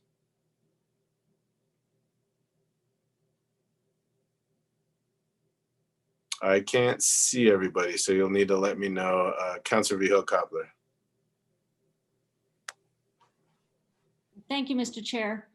I'd like to ask Jarrell, I think the employee expectation, because I mean, when we talked about these furloughs, everyone asked a bunch of questions about when they would end. And I know there's a lot of heart-wrenching stories out there because the lower level employees are taking a lot of the hit with more hours not being paid. So I think there's a sentiment out there that, well, maybe they can hang on till the end of June. What are your thoughts about how you're going to deal with employees who really, can't make it? I mean, and have been having an expectation that this would end June 30th.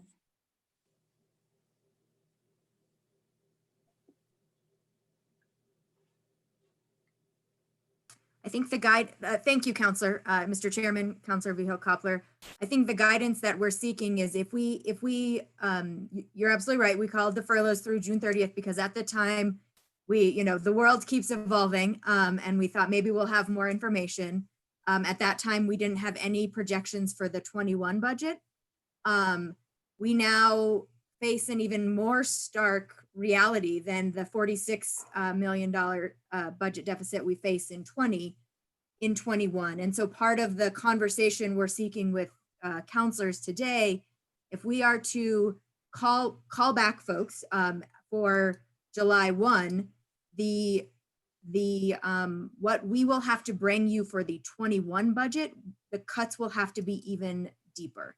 Because it's like a water balloon, right? It's all connected. And so part of the conversation is what's the most fair, equitable way to address this really, like you said, heart-wrenching, difficult decision. No, we are not here through anybody's fault of their own, through mismanagement, through any of that. As we've all discussed, the economic crisis was caused by the pandemic, which led to where we are. So that's part of the conversation we want to have with you. If you have ideas, if you have thoughts, ways to approach it, that's what we're seeking.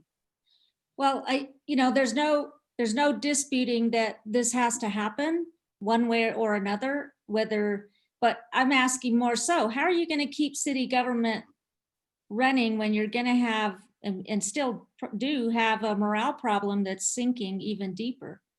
I mean, there are things that go on in an organization when employees are worried about how they're going to feed their children.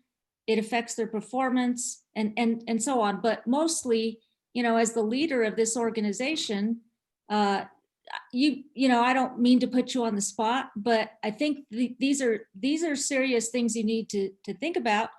And I think communication to the lowest level, not just through emails, but going out to those organizations and showing up and having group discussions with them, and then and just, you know, see how these employees are doing.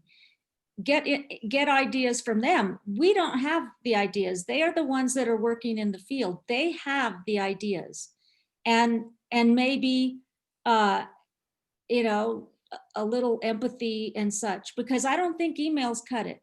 I don't think, oh, sorry, everybody has to do this. You know, I agree with with that being done, but I think it's more supportive to go out and talk to the employees. And this is crucial, you know. I do realize not all of them are at work, they're at home.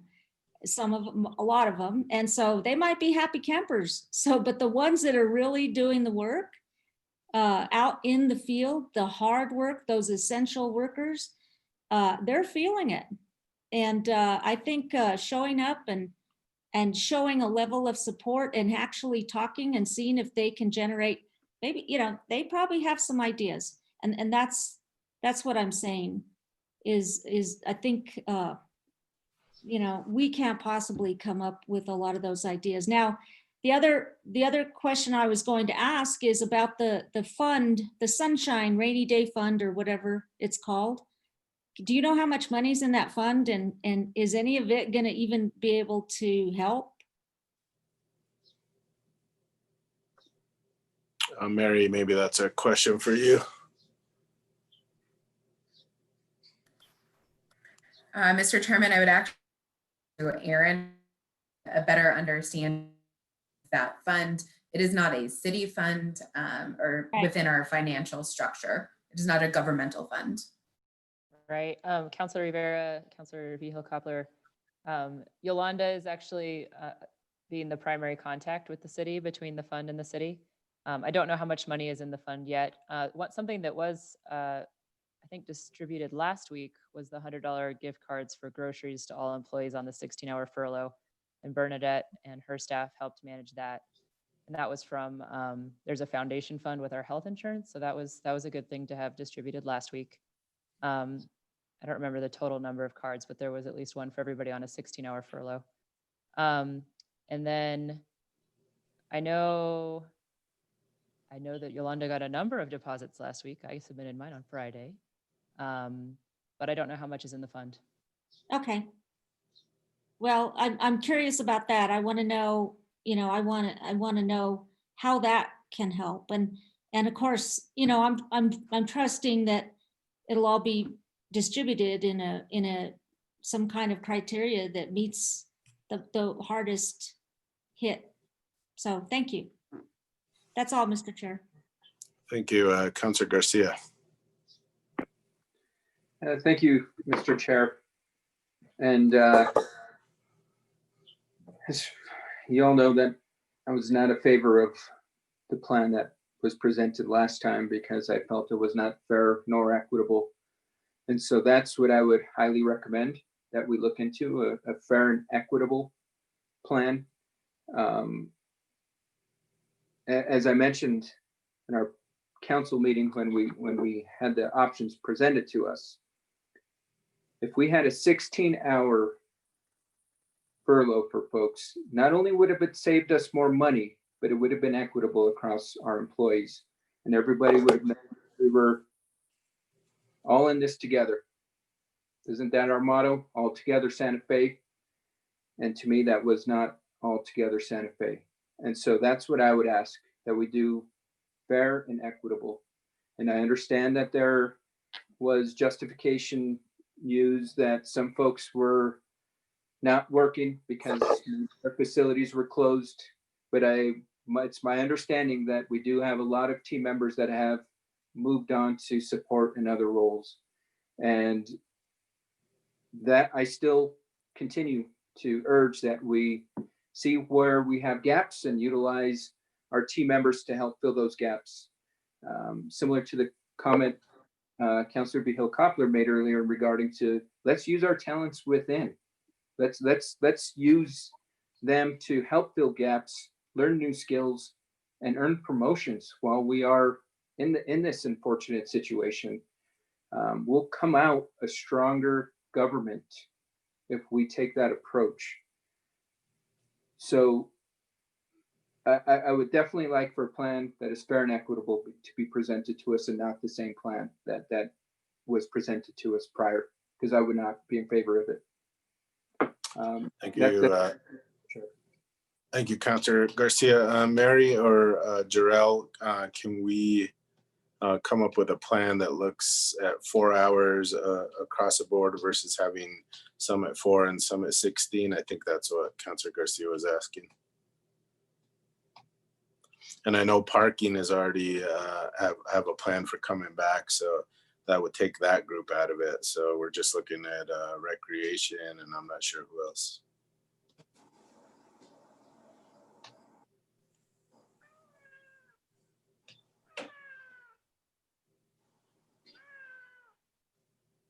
Mary or Jarrell, anybody want to weigh in on that? Mr. Chairman, yes, we can put the numbers together for that, if that is a request of the committee. Yeah, and I think the fair and equitable, I think, is been heard loud and clear tonight. So I think again, nobody likes it, but people are okay with keeping the furloughs as long as it's equitable throughout. And I did want to give Jarrell some props. So I know she, again, people were having to do furloughs, and she agreed to allow people, a majority of city employees, to do it on a Friday, where they would have a longer weekend, even though there's not a whole lot to do on these weekends. But she did allow that versus having people do a Wednesday afternoon or a Monday morning. So that did help, I think, somewhat with having to accept the furloughs. If we're going to do it, we might as well have a little bit longer weekend out of it, and she was amenable to that. So thank you, Jarrell. Jarrell, what do we need to sort of weigh in on next? We're running close to 7:30. I want to give councilors a little bit of time at the end to kind of come up with any ideas or recommendations that they may have. But is there anything pressing else that you need a recommendation on moving forward? Mr. Chairman, councilors, I think this has been really instructive and helpful. I think continued conversation. We're going to do this again tomorrow. We've learned a lot from yesterday, today. We're going to do it again tomorrow. So as folks digest this, continue to think about it. Again, we are given your direction and feedback, we are going to probably be bringing forward a vote next week on a number of items. So again, as we continue to engage and have conversations, that will be very very helpful. I did want to just flag or state, I appreciate your comments, Councillor Vijo Coppler. One thing I don't think I've had a chance to mention to folks, although I'm sure you already know, is we have engaged in a series of employee focus groups. So to your point, our employees are our best resources. They know the ins, the outs, the ups, the downs. And so we have, the recruitment closed yesterday. We asked everyone, we put out a call far and wide. We asked directors for recommendations. We invited everyone to put their name in the hat. And again, to your point, we've got to come at this at all angles. This is going to be with us for a long time. The city of Santa Fe is going to look different as we walk through this and come out of it. And so we're all in lockstep and being able to have the benefit of folks' experience, knowledge, expertise, and otherwise. So I wanted to just say that that moves forward, and we're really excited about that. Otherwise, I'm open to closing comments and really appreciate everyone's engagement and time. Thank you, Ms. LePenhill. Mary, anything we forgot pressing? Mr. Chairman, no, not at this time. All right, so let's give councilors at least 5 minutes each to make some comments, come up with ideas that maybe no one has thought of or heard before, or maybe they have heard, but you just want to weigh in on it. Let's start off with Councillor Lindell. Thank you, Chair. I would recommend that every counselor go ahead and put together thoughts and ideas that they have and get them to probably Jarrell. I think that, you know, there's some things we talked about last night at finance. There's some things we talked about tonight. You know, there may be some areas that philosophically people disagree about, but I think that putting those down on paper and getting them to the city manager at this point is a valuable use of some time. And time is of the essence. I would encourage people to do that in a very, very short amount of time, so that be it Jarrell and Ms. McCoy and the mayor, that, you know, it's up to us to have our own input on these things. And these meetings have been wonderful and they're helpful, but I think that it's really important. It's on us to give the information to the team that's going to be putting these numbers together and trying to reach that. At this point, the number we're using is 100 million. It's a staggering number, an absolute staggering number. So I would encourage all the counselors to get their thoughts on paper and get them to the administration as soon as possible. And thank you, Chair. I thought that you did a particularly good job with this meeting. Thank you, Councillor, and it's a great suggestion about getting ideas into our city manager. So thank you for that. Councillor Beta. No, I actually don't have anything, Mr. Chairman. We had a long meeting last night. I stated a lot of my thoughts already last night. I made my suggestions tonight, and I just appreciate being part of this committee along with finance. Thank you. Thank you, Councillor. Councilwoman VL Coppler. Thank you, Mr. Chair.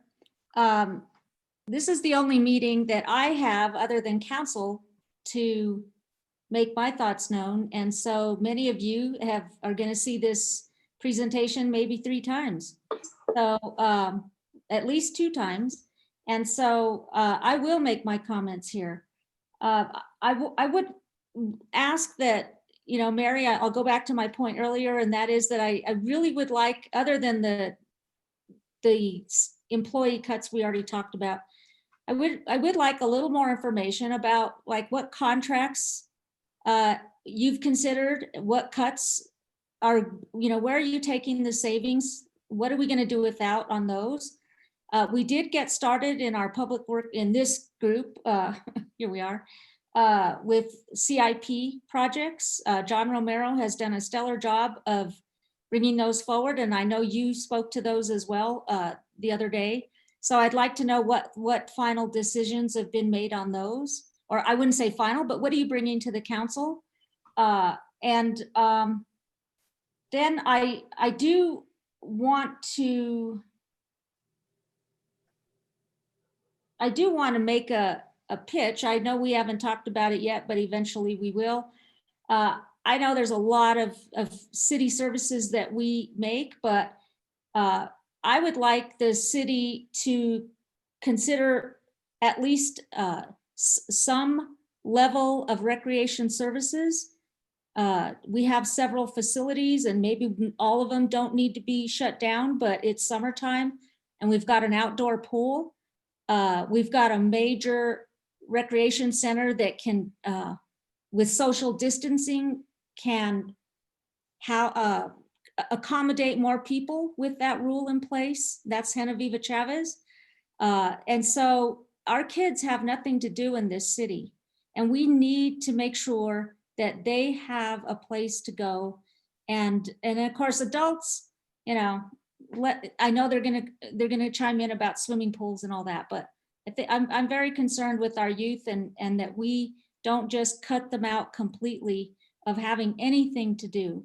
So as much as when you consider these in your meetings, you know, as you do, I think it's important to consider that. And we've all gotten a lot of emails about the ice rink. You know, there's only one ice rink. So I know this has to be balanced with everything else, but that's a pitch I'm making, and that's something I'm very interested in. I know that staff has planned for this. I'm understanding that they have ordered all their supplies from, you know, they're already bought and paid for. It's just a matter of, and they've figured out social distancing. They've run through all these things and they're ready. And so, you know, I just want to make a pitch for that. All right, thank you. Thank you, Councilor Vihel-Coppler. Councilor Garcia. Well, I guess on that point that Councilor Vihel-Coppler was making in regards to our recreation centers, and I know last night it was confirmed that the city manager makes the determination whether they open or stay closed or whatnot, but when are we going to make a determination on what happens? I want to be able to give some feedback to constituents that have been expressing these facilities are needed. So I would like to at least set up a time frame where we can communicate that to the broader public, what's happening with our recreation facilities, one way or another, whether they are opening up or closing. We need to make that decision quickly.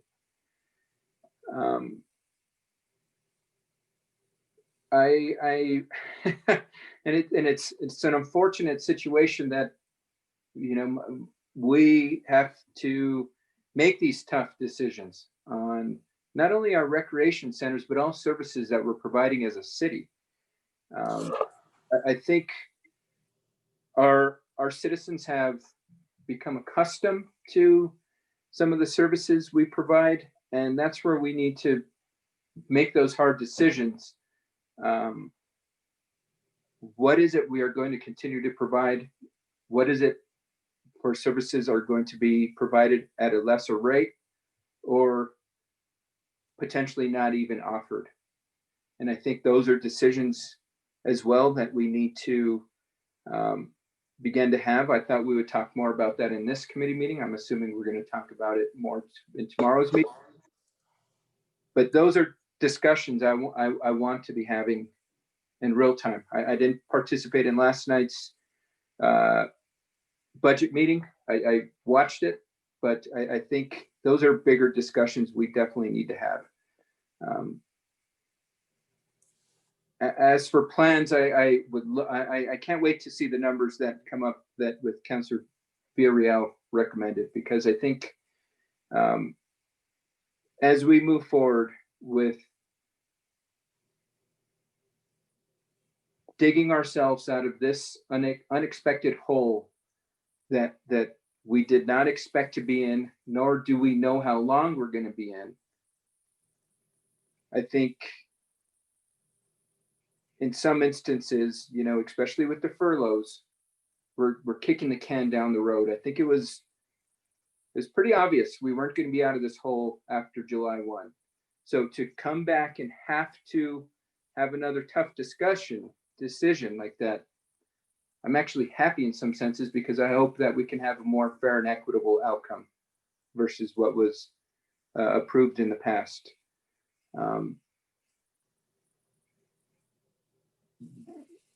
These times are tough, and I don't think we should be putting the burden on our employees. I don't think that we need to be putting a lot of the burden on our citizens in regards to not being open and transparent with them, in regards, you know, in particular, getting back to the recreation centers. I'm sure the other counselors, I know I've been bombarded.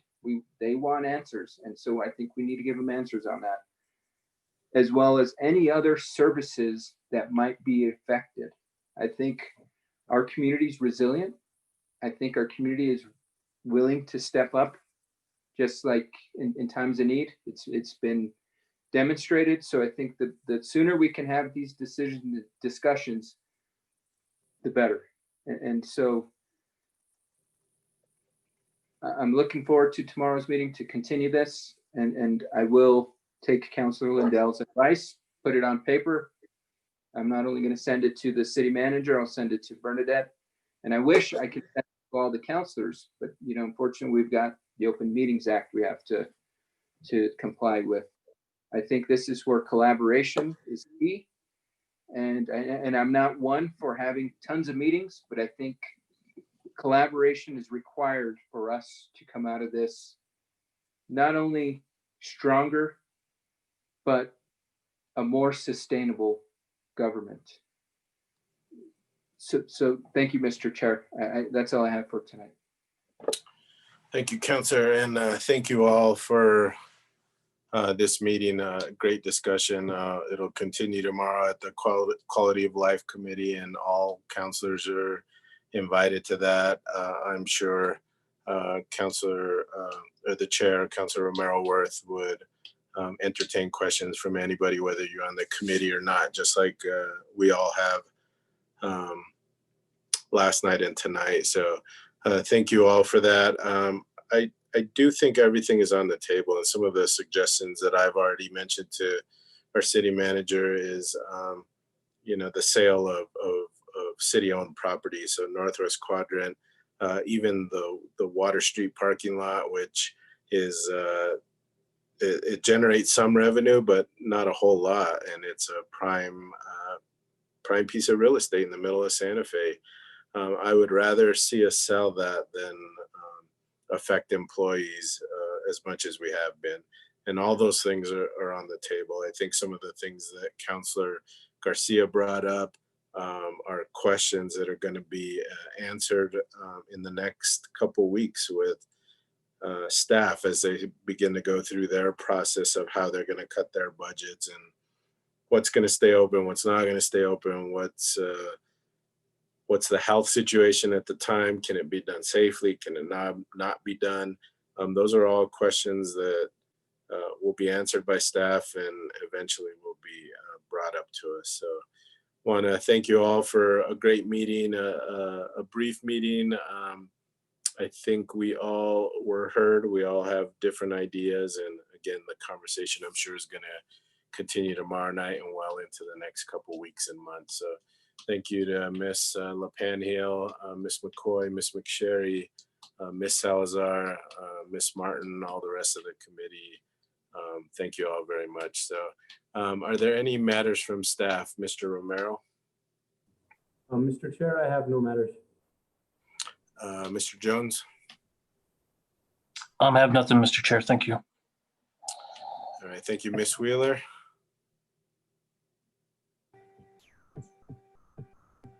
She's still on. No additional items. All right, thank you, Ms. Wheeler. All right, with that, any matters from the committee? See none. With that, we are adjourned. Thank you. We'll see you all and have this discussion again tomorrow night. Thank you. Thank you, Mr. Chair.